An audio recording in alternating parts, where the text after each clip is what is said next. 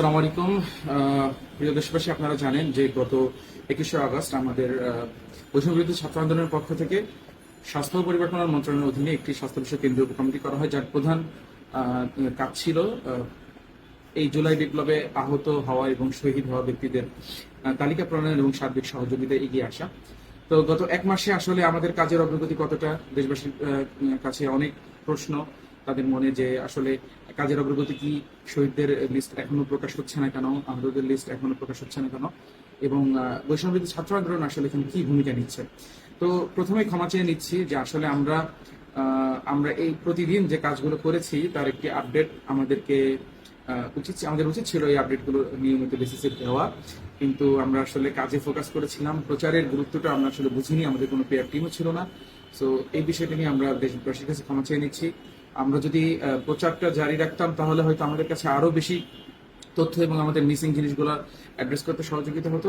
একই সাথে দেশবাসীর একটি ভুল ধারণার হতো বা বিভ্রান্তির একটি নিরসনও ঘটতো। সো সেই বিষয়ে আমি আগেই ক্ষমা চেয়ে নিচ্ছি। এরপর আমরা প্রথমে আপডেট দিব যে আমাদের কাছে এখন শহীদের যে লিস্ট, সেটি হচ্ছে আমরা সারা দেশে বিভিন্ন সোর্স ব্যবহার করে এবং যারা বিভিন্ন অর্গানাইজেশন বা ব্যক্তি উদ্যোগে বিভিন্ন ইউনিভার্সিটি স্টুডেন্ট থেকে শুরু করে আমাদের নিজস্ব ভলান্টিয়ারের মাধ্যমে আমরা যত ডেটা কালেক্ট করতে পেরেছি শহীদের বিষয়ে, সব ডেটাকে মার্চ করে আমরা 1423 জন শহীদের একটি প্রাথমিক তালিকা প্রণয়ন করতে সক্ষম হয়েছি। তবে বলে রাখা ভালো, এই 1423 জনের মধ্যেও কিছু সংযোজন বিয়োজন হবে। এর মধ্যে হয়তো এখনো কিছু পুলিশ এবং বা ফ্যাসিবাদের দোসর ছাত্রলীগ বা অন্য কোনো সংগঠনের কেউ বা আন্দোলনে নিহত না হওয়া কেউ থাকবেন। আমরা সেই ভেরিফিকেশনের কাজটি এবং ভ্যালিডেশনের কাজটি চলমান রেখেছি। এবং আপনাদেরকে জানিয়ে রাখা উচিত যে আমরা সারা দেশে ডিসি মহোদয়দেরকে আহ্বায়ক করে একটি কমিটি প্রণয়ন করেছি স্বাস্থ্য মন্ত্রণালয় থেকে, যেটি করা হয়েছে।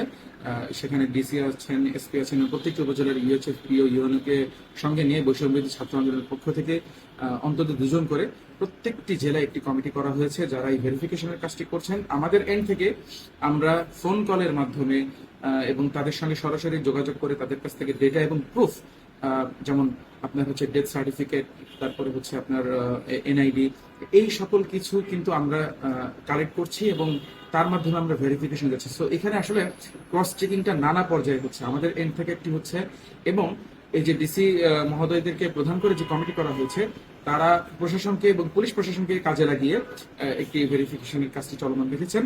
সো আমরা আশাবাদী যে হয়তো সেটি 1423 থেকে প্লাসও হতে পারে বা মাইনাসও হতে পারে, বাট একটি কংক্রিট লিস্ট আমরা খুব দ্রুত প্রকাশ করতে সক্ষম হব ইনশাআল্লাহ। এরপর আসি আমরা আহতদের বিষয়ে আসলে কাজ করাটা খুবই দুরূহ, কারণ এই সংখ্যাটা বিপুল এবং এর মধ্যে আমরা যখন ডেটা কালেক্ট করেছি হসপিটাল থেকে, তার মধ্যে আমাদের প্রচুর গার্বেজ ডেটা চলে আসে। যারা আন্দোলনে আহত না তাদের নাম চলে আসে, এবং আন্দোলনে আহত এমন ব্যক্তিদের এমন একটি বিশাল সংখ্যক আমরা শুধু নাম পাই হসপিটাল রেজিস্টারগুলোতে, শুধু নাম, কোনো নাম্বার নেই, কোনো হচ্ছে ঠিকানা পর্যন্ত নাই। সো আমরা এইগুলা অনেক কষ্টে ইভেন গোয়েন্দা সোর্স ব্যবহার করেও তাদের সহযোগিতা নিয়েও আমরা অনেক নাম উদ্ধার করতে পেরেছি, তাদের ঠিকানা উদ্ধার করতে পেরেছি, এবং তারপরে যখন আমরা যোগাযোগ করছি তখন জানতে পারছি যে এর মধ্যে কিছু আসলে আন্দোলনের না বা নানা রকম সমস্যা। তো সেই সমস্যাগুলো আমরা অ্যাড্রেস করে একটি কংক্রিট লিস্ট প্রস্তুত করার জন্য আমরা কাজ করে যাচ্ছি। তবে এখানে জানিয়ে রাখা ভালো যে আমাদের এই প্রাথমিক লিস্ট প্রকাশের পর আমরা আশা করছি যে সেখানে আরো অনেক অনেক বড় একটি সংযোজন বিয়োজনের ঘটনা ঘটবে, কারণ আহতদের অনেকেই এমনও আছেন, আমরা যতদিন কাজ করছি এখনো এমন দেখতে পাচ্ছি 1 মাস 1.5 মাস পার হয়ে গেছে, তারা ইভেন চিকিৎসা পর্যন্ত নিতে যাননি, বাড়ি কাটাচ্ছেন, ভয় পাচ্ছেন, ট্রমাটাইজড হয়ে আছেন পুরো ফ্যামিলি, যে তারা মনে করছেন যে এখনো যদি কোনো কারণে আওয়ামী লীগ ক্ষমতায় চলে আসে তো আমার এই আহত হওয়া ছেলেটাকে হয়তো আবার, আমার আহত হওয়া মেয়েটাকে আবার হয়তো ধরে নিয়ে যাবে। তো জনমনে যে কত রকম ভয়, কত কিছু যেটা আমাদের কল্পনার বাইরে ছিল। তো এই বিষয়গুলো আমাদেরকে অনেকটাই ভোগাচ্ছে। আমরা আশা করছি যে কাজটি আমরা খুব দ্রুত করব ইনশাল্লাহ। তবে আমাদের কাছে এখন পর্যন্ত যে ডেটা আছে তার একটি আপডেট দিয়ে দিচ্ছি। 22,000 আহত ব্যক্তির তালিকা আমাদের কাছে আছে, যেটি আমাদের হচ্ছে কমপ্লিট ডেটা হয়তো 22,000 নাই, যেমন কিছু এখনো রয়ে গেছে যাদের তালিকা আমরা উদ্ধার, যাদের ঠিকানা বা ফোন নাম্বারটা আমরা উদ্ধার করতে পারিনি, বাট সেই কাজটি চলমান, এবং সেটি হলে আমরা ইনশাল্লাহ প্রাথমিক তালিকাটা প্রকাশ করে দিব। যদি আমরা হচ্ছে অঙ্গহানি বা পঙ্গুত্বের ব্যাপারটিতে আসি, আমাদের কাছে টোটাল 587 জন যারা একদম চিরতরে পঙ্গুত্ব বরণ করেছেন বা অঙ্গহানি হয়েছে এমন। এর মধ্যে যদি আমরা চোখের কথা বলি আলাদা করে, তাহলে চোখে গুলি লেগে আংশিক বা পরিপূর্ণ দৃষ্টি হারিয়েছেন এমন আমাদের কাছে 685 জনের একটি তালিকা আছে, যার মধ্যে 92জন দুই চোখেই গুলি খেয়েছেন এবং অথবা দুই চোখই নষ্ট হয়ে গেছে। তো এই বিষয়টি আমাদের কাছে আছে। এরপর যেটি একটু গুরুত্বপূর্ণ সেটি হচ্ছে যে আমরা যাদের চিকিৎসার জন্য বাইরে পাঠানো জরুরি তাদের বিষয়ে আমরা কি করলাম। একটি বিষয় আমাদেরকে জানিয়ে রাখা কর্তব্য, সেটি হচ্ছে যে বাইরে পাঠানোর বিষয়টি নিয়ে আমরা সরকারের সঙ্গে যখন কথা বলেছি, সরকার সাথে আমরা বিভিন্ন এনজিও এবং হচ্ছে নন গভর্নমেন্ট বিভিন্ন স্টেক হোল্ডারদের সঙ্গে আমরা এখানে কাজ করি। তো স্বাস্থ্য মন্ত্রণালয়ের সঙ্গে একটি মিটিংয়ে বাংলাদেশের যে ওষুধ শিল্প সমিতি যেটি আছে, BAPI, Bangladesh association of pharmaceutical industries, তারা আসলে এই দায়িত্বটা নিয়ে যে যাদেরকে বাইরে পাঠানোর প্রয়োজন তার আর্থিক সহায়তা তারা দিবেন। কিন্তু বাইরে পাঠানোর প্রসেসটা একটু জটিল এবং আমাদের অবশ্যই বলে রাখা ভালো, আপনারা ফেসবুকে অনেক ট্রায়াল দেখবেন যে অমুককে দেশে চিকিৎসা হচ্ছে না, বাইরে পাঠানো যাচ্ছে না, কিন্তু আমরা এই তথ্যের বেসিসে কাউকে বাইরে পাঠাতে পারি না। আমরা তখনই কাউকে বাইরে পাঠানোর জন্য তালিকাভুক্ত করতে পারি যখন বাংলাদেশের টার্সিয়ারি হসপিটালগুলো যেমন পিজি বা ঢাকার সিএমএইচ, সেখান থেকে যখন আমরা একটি রিকমেন্ডেশন পাচ্ছি যে ডক্টররা বলছেন যে না, তার চিকিৎসা বাংলাদেশে হবে না, শুধু বাংলাদেশে হবে না সেটিই যথেষ্ট না, এর চেয়ে উন্নত চিকিৎসা বিদেশে সম্ভব, এই বিষয়ে যখন তারা কনফিডেন্ট হচ্ছেন তখনই আমাদেরকে কিন্তু রিকমেন্ডেশন দিচ্ছেন। এখন পর্যন্ত আমরা 15 জন রোগীর হচ্ছে রিকমেন্ডেশন লেটার পেয়েছি এবং তার মধ্যে আমরা একজন শহীদ হয়েছেন, আল্লাহ তাকে জান্নাতুল করুন। তাকে যেদিন আমাদের ফ্লাইটে ওঠানোর কথা ছিল সেদিনই তিনি শহীদ হয়ে যান। বাকি 2জনকে আমরা পাঠাতে পেরেছি। এর বাইরে ব্যক্তিগত বা নিজ খরচে বেশ কিছু পেশেন্ট গিয়েছেন। বাকি 2জন বাদে বাকি যারা আছেন রিকমেন্ডেশন পাইলেও বিভিন্ন কারণে তাদেরকে পাঠানো সম্ভব হচ্ছে না। যেমন একটি উদাহরণ দিলে বুঝবেন যে নিমসে বা নিউরোসায়েন্স হসপিটালে একজন আছেন যার মাথায় গুলি, কিন্তু তাকে আমরা পাঠাতে পারছি না, কারণ সিঙ্গাপুর থেকেও ফিডব্যাক দিয়েছেন যে তার চিকিৎসা সেখানেও হবে না, কারণ গুলিটা যদি বের করতে যাওয়া হয় তো সে হচ্ছে 99% শিওর যে সেই রোগীটা এক্সপায়ার করে যাবে। বরঞ্চ যদি গুলিটার ভিতরে থেকেই হয়তো টাইম একটি সময় 6 মাস বা 1 বছর পরে হয়তো বা তিনি সুস্থ হবেন, আস্তে আস্তে কথা বলতে পারবেন, ব্রেনের যে অংশটাতে গুলি আছে যার কারণে তিনি এখন কথা বলতে পারেন না এবং অনেক সমস্যা আসলে। তো এইরকম বেশ কিছু কেস আছে, এমন কিছু কেস আছে যাদেরকে আসলে এয়ার অ্যাম্বুলেন্সও নেওয়াটা একটু ঝুঁকিপূর্ণ, তাদেরকে কোনো রকম মুভ করানো ঝুঁকিপূর্ণ, এই কারণে আমরা নিতে পারছি না। আর একটু সময় লাগছে, যখন তার একটু প্রস্তুত হবেন তারপরে আমরা তাকে নিতে পারবো। এই প্রসেসগুলোর কারণেই আপনার কিন্তু হচ্ছে এই যে চূড়ান্ত পর্যায়ের যেই রোগী যারা আছেন যাদের বাইরে পাঠানোর প্রয়োজন, তাদের 13 জনকে আমরা কাজ করছি, তাদের অলমোস্ট সবকিছু রেডি, কিন্তু পাঠানোর ব্যাপারটা একটু বিলম্বিত হয়ে যাচ্ছে এই কারণেই। তো আমরা এটা আপনার হয়তো অনেকেই দেখবেন যে ফেসবুকে বা ইয়েতে যে অমুক রোগীকে বাইরে পাঠানোর প্রয়োজন। আমি আবারও বলছি, আমরা এতটুকুর ভিত্তিতে কাউরেই বাইরে পাঠানোর জন্য কাজটা করতে পারি না। আমাদের অবশ্যই বিশেষজ্ঞ এবং মেডিকেল বোর্ডের তত্ত্বাবধানে তার একটি রিকমেন্ডেশন এবং রেফারেল ছাড়া আমরা এই কাজটি করতে পারছি না। তো তারপর যেটি হচ্ছে যে এখন যেই আমাদের যে আহত রোগীদের যে সহায়তার ব্যাপারটি দেখুন, আমাদের প্রাথমিক কাজ ছিল যে তালিকা প্রণয়ন, কিন্তু তালিকা প্রণয়নের পাশাপাশি আমরা আমাদের তরফ থেকে 600+ রোগীর কাছে আমরা হচ্ছে ইমার্জেন্সি ফান্ডিং এর ব্যবস্থা করে পাঠিয়েছি। এছাড়া আসন্না ফাউন্ডেশন থেকে প্রায় 2000+ রোগীর কাছে তারা সাহায্য পাঠিয়েছেন। এখানে আমি সাজেদা ফাউন্ডেশনের কথা আলাদাভাবে উল্লেখ করা প্রয়োজন। তারা প্রায় 450 রোগীর সার্বিক দায়িত্ব নিয়েছেন এবং প্রায় 1800+ রোগীর তারা হচ্ছে আর্থিক সহায়তা করেছেন। এছাড়া এই ম্যাগনিটিউডটা এত বেশি, ইভেন এত মানুষ আসলে আমাদের রিচের বাইরে, অনেকেই এখনো নতুন নতুন করে রিচ হচ্ছেন যে তারা বাড়িতে আছেন, তাদের আসলে কোনো যোগাযোগ নাই, কার কাছে যোগাযোগ করবেন জানেন না। তো এই বিষয়গুলো ঘটার কারণে আসলে কিন্তু অনেকের কাছে আমাদের পৌঁছাইতে আসলে দেরি হয়ে গেছে, যে বিষয়ে আমরা আসলে দুঃখিত।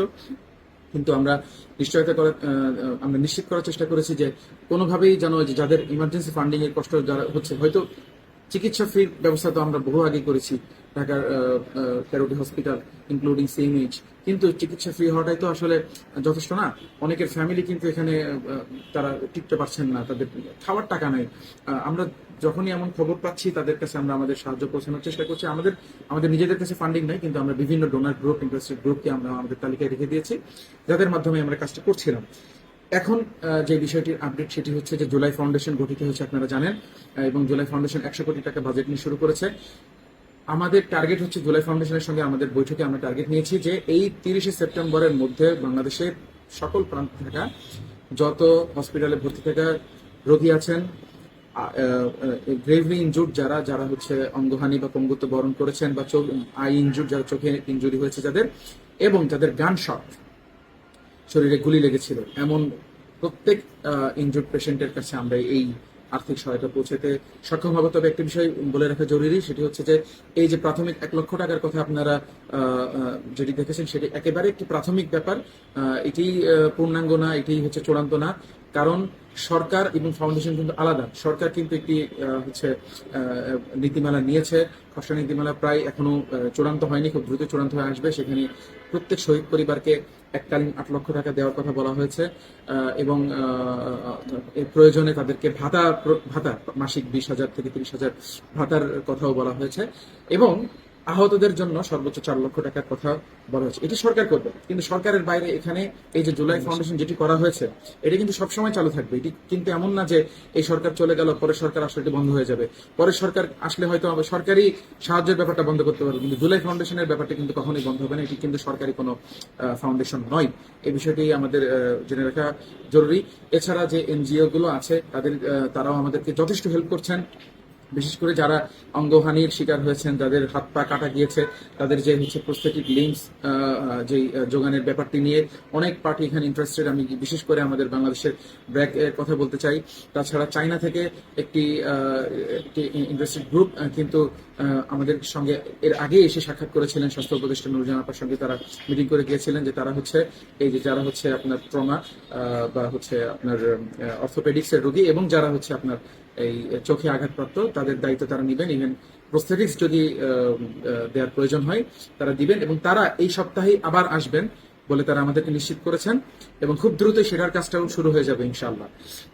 এবং সর্বোপরি আমরা হচ্ছে জুলাই ফাউন্ডেশনের সঙ্গে বাংলাদেশে থাকা এবং দেশের বাইরে থাকা যত গ্রুপ, যত পার্টি এবং যত এনজিও আইএনজিও এই আন্দোলনে আহত এবং শহীদদের নিয়ে কাজ করতে আগ্রহী, তাদের সঙ্গে একটি কোলাবোরেশনে যাওয়ার সিদ্ধান্ত হয়েছে। সবাই মিলে আমরা এই কাজটি করব, এবং খুব দ্রুত যাতে কাজটি হয় এবং খুব ইফেক্টিভলি হয় সেই বিষয়টি আমরা নিশ্চিত করার চেষ্টা করব।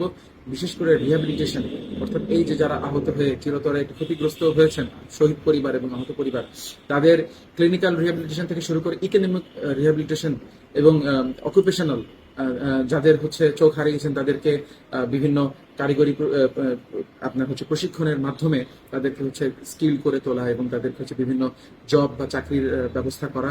শুধু যারা চোখ না, অন্য যারা হচ্ছে অঙ্গহানি হয়েছেন তারা সকলেই, যে কোনোভাবে যারা ডিসেবিলিটির শিকার হয়েছেন, প্রত্যেককেই আমরা হচ্ছে যে নানা পর্যায়ে রিহ্যাবিলিটেশনের বিষয়টি আমরা নিশ্চিত করব। এই বিষয়ে আমাদের কাজ শুরু হয়ে গিয়েছে অলরেডি, এবং আমরা ইনশাল্লাহ আপনারা খুব দ্রুতই এই কাজগুলোর দৃশ্যমান অগ্রগতি আপনারা দেখতে পাবেন ইনশাআল্লাহ। তো সর্বশেষে আমি আবারও ক্ষমা চেয়ে নিচ্ছি যে আমাদের কাজের নিয়মিত আপডেট আমরা দেশবাসীর কাছে দিতে পারিনি এই বিষয়ে।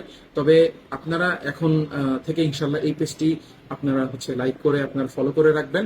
এখান থেকে ইনশাআল্লাহ আপনারা, এবং জুলাই ফাউন্ডেশনের একটি ফেসবুক পেজ খোলা হবে, সেখানেও আপনারা হচ্ছে নিয়মিত আপডেট পাবেন ইনশাআল্লাহ। তো দেশবাসীর সকলের কাছে আবারও আমি আমার প্রচারণার যেই বিষয়টি সেটির জন্য ক্ষমা চেয়ে এবং সকলের কাছে দোয়া চেয়ে, বিশেষ করে শহীদি পরিবার এবং যারা আহত হয়েছেন, যাদের রক্ত এবং আত্মত্যাগের মাধ্যমে এই দেশটি পুনর্বার স্বাধীন হয়েছে, তাদের জন্য দোয়া চেয়ে এবং আমাদের জন্য দোয়া চেয়ে আমি আমার বক্তব্য শেষ করছি। আসসালামু আলাইকুম।